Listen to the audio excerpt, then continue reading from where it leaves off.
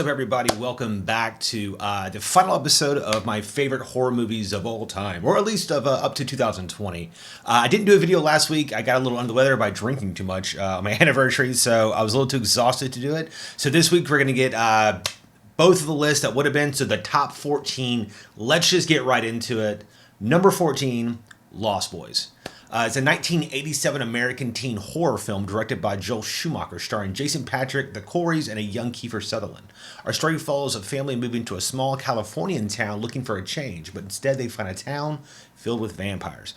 This movie's classic, and it's almost like an allegory. It's called the Lost Boys because it's like the Peter Pan thing, where that group of kids that just like never grow up. It's got a lot of really great performances. It's a little 80s dated, but there's some really great creativity that Joel Schumacher was able to attain by pretty much on like a pretty small budget. And there's a lot of great scares. It's a little gory at times. And like all the costuming is really cool. The vampire lore, the Frog Brothers, who are these two like younger kids. It's a little meta for, it's like, way before Scream and everything. And I think like before this, the only other one that was kind of meta in the same way was like Jason 6, where like all the characters understood that there were horror films and things like that. So it's really great. I think it's timeless. I try and watch it once a year. Number 14, Lost Boys. Coming at number 13, It Follows. A 2014 American horror film written and directed by David Robert Mitchell is an indie budget film following a young girl as she tries to infinitely run from an ever-looming monster. This movie, on the surface, is pretty much about this creature that just constantly follows you until it kills you, and then it moves on to the next person that you had sex with. I think it's a pretty obvious metaphor for people that have like STDs and the dangers of sex and being like unprotected. You get a really a new and inventive type of horror film that we really hadn't seen in a long time. That's why in general, I like the horror genre, is because of films like this. There's so much leg room in the genre to really be creative and to really stretch your legs and give you all types of just allegories and things that have like subtlety. And It Follows, I think, is right in line with that. It followed a trend of indie films in that like early, like in 2010s era, and some people didn't like it, but I think it really deserves a second look if you didn't like the first time. Number 13, It Follows. Coming at number 12, Poltergeist. A 1982 American supernatural horror film directed by Tobe Hooper and written and produced by Steven Spielberg. The film follows a family living in a new housing development that are slowly revealed to be on cursed land. I think it's really cool that a person who was of Tobe Hooper's caliber of doing Texas Chainsaw Massacre could go into a completely different type of horror subset, and one that's not as brutally bloody and guts and like immature and stuff, and do the traditional house haunting. There's some really great stuff here. Even still, I mean, the effects are a little dated, but it's still pretty good. The acting is great. The characters, the family is still, they feel genuine. It feels like your natural, like American Family. And the whole twist of, you didn't move the bodies. Like, like all that is great. It's super quotable. This is another one that I try and watch at least once every year or so. I actually just watched it like a few weeks ago. And I think it still holds up. It's still great. And also, if you get time, look at the movie Curse Stuff. We had an episode of that talking about Poltergeist. Number 12, Poltergeist. Coming in number 11, Dawn of the Dead. A 1978 independent horror film written by George Romero and Italian filmmaker Dario Argento, and directed and edited by Romero. We see the world falling apart following the film The Night of the Living Dead. A few people try to survive by holding up in a local mall. I personally think this is George Romero at his best. Some people point to like Night of the Living Dead. Some people actually like Land of the Dead. I think Dawn of the Dead was him at his best, creatively, behind the camera, writing, and just in terms of just setting an overall aesthetic. This is also another one of those things where on the surface it looks like your basic zombie movie, when really it's about like just Reagan and the like people being like over into consumption and how we ourselves are zombies to our slaves.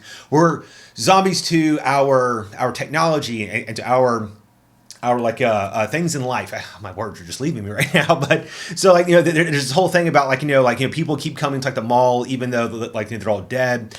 And he has a lot of really great takes like that throughout all of his films. All of his films have those little pokes at Americans and in terms of what we're currently being consumed with. And even the Zack Snyder remake, that one's not too bad. It's more aggressive. It's more about the scares and the violence and everything. But I think that's one of Zack Snyder's better films. Number 11, Dawn of the Dead. Coming at number 10, Get Out. A 2017 American horror film written and directed by Jordan Peele in his directorial debut. An interracial couple takes off to spend a weekend at her parents' house only to learn that there are more nefarious plans afoot. This was such a home run out of the gate for Jordan Peele.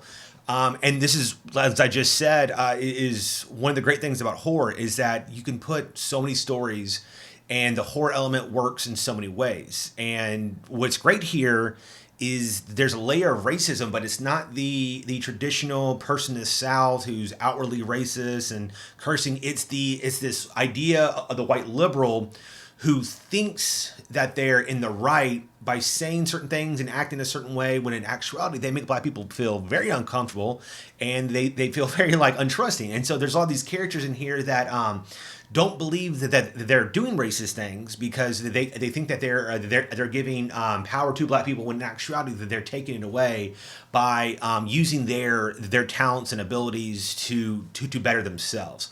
So it's got this whole layer on there. And then besides that, it's just a very well-made movie. It's super creative, great writing, great acting. The cast in this is really great. A lot of really cool twists and turns, and some really good laughs as well. This also was the first movie that I got to see with Lakeith Stanfield, who I've really grown to like ever since this and Atlanta and Knives Out. So Get Out is always worth another watch. There's always something in the background, little Easter eggs. Go check it out again. Number 10, Get Out. Coming at number 9, Nightmare on Elm Street. A 1984 American supernatural slasher film written and directed by Wes Craven. Our film depicts a supernatural entity that can live and kill in dreams, leaving the kids on Elm Street in a constant state of fear, knowing that they will have to sleep eventually. This was such a creative way to go back into the slasher genre. Wes Craven, I believe, had done Last House on the Left and The Hills Have Eyes, and so he was kind of in this specific lane. And then he jumped over into this brand new idea that people in their dreams could die. And it's such a really guttural scare, because I think a lot of us had terrible nightmares and felt that we were going to die. And we're very thankful to be able to actually awaken from our dreams. Robert Englund is incredible as Freddy Krueger. He eventually devolved into a one-liner with really weird kills and stuff, and that's also fun. I think a lot of the scares left early on, but I mean, I really think that number 3 with Dream Warriors in the series is also great. Number 4 has some good stuff, even though it's obvious that its budget begins to hurt them. And I think that's true just throughout, because a lot of these companies understood that they could spend $1 or $2 million and get $60 million out of it. Unfortunately, some of these films could have been much, much better if they'd had a few more pennies here and there. But Nightmare on Elm Street is still a classic. You can still turn it on right now. The effects hold up. Robert Englund is timeless as Krueger. Number 9, Nightmare on Elm Street. Coming at number 8, American Werewolf in London. A 1981 horror comedy film written and directed by John Landis. We follow 2 American backpackers who end up being attacked by a wolf of some kind. One dies while the other is mangled. We spend the movie waiting for the eventual transformation. When it happens, you truly get to see the genius of Rick Baker's makeup at work. I didn't see this until my 20s, and I was still blown away. I saw it probably the early 2000s, and Rick Baker's makeup is still incredible. The script is still really funny. I love his friend that is constantly telling him to kill himself because he's going to transform.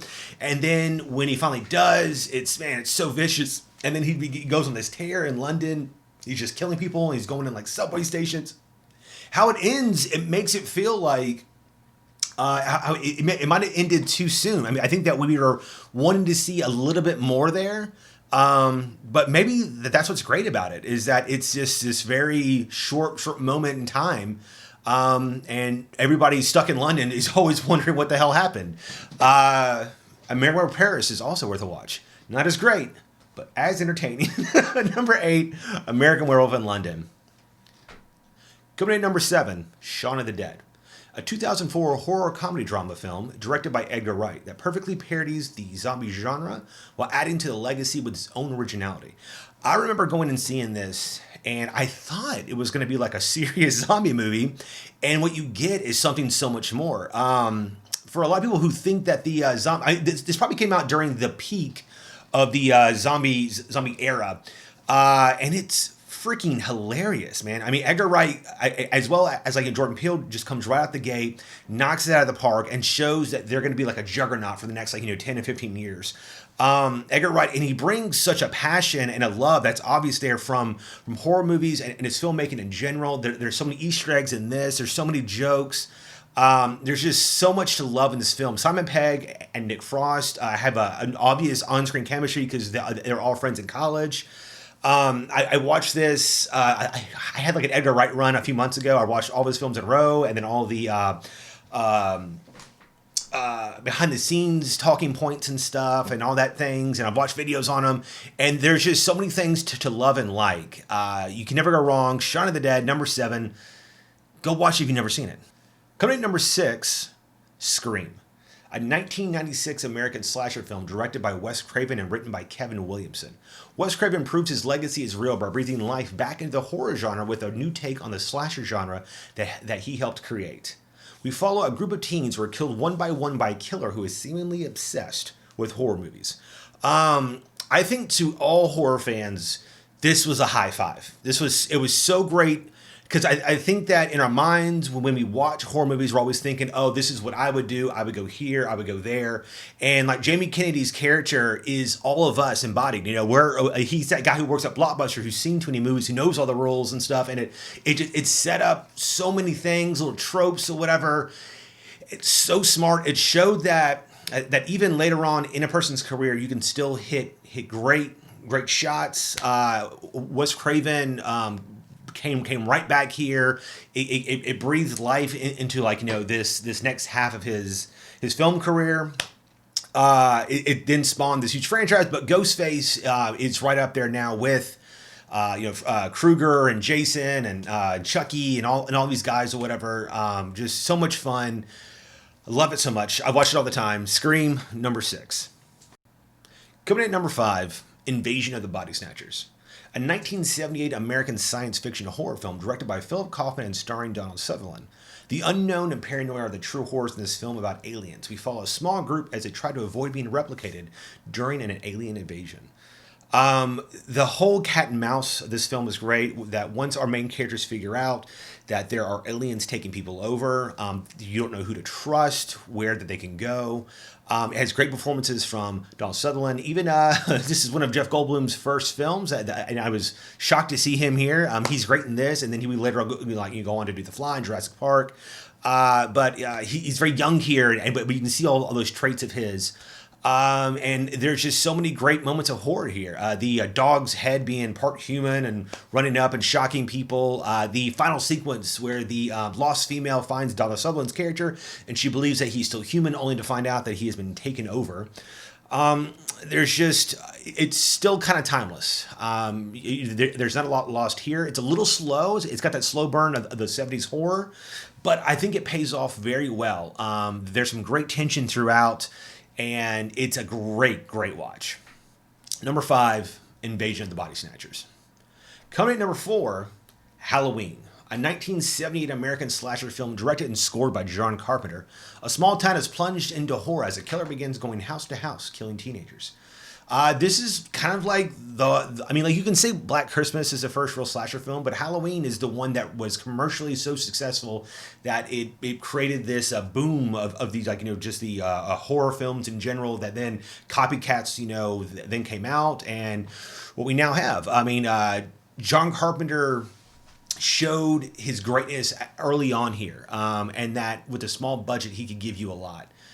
The character Michael Myers is now, he's been parodied. He's been copied. He's been turned into a joke. He's been put in video games. He's been remade like 3 or 4 times. It's still happening, and his look is still amazing. His mask, his entire presence. Not only that, I mean, it gave us birth to like Laurie Strode, who Jamie Lee Curtis was the one of the first final girls, and then that would be like her genre for a long time, is her being this known female in these horror movies. But it's still, you can't get around it. It's got some great sequences in here still. It's still shot very well. I mean, like, is it perfect? No, but it's damn good, and it's a lot of people's favorite movies of all time, and for a good reason. And sometimes, you can't copy what was once done that was great. People have tried to copy Halloween, but they will never get that magic that helped create everything. But I guess they can just keep trying.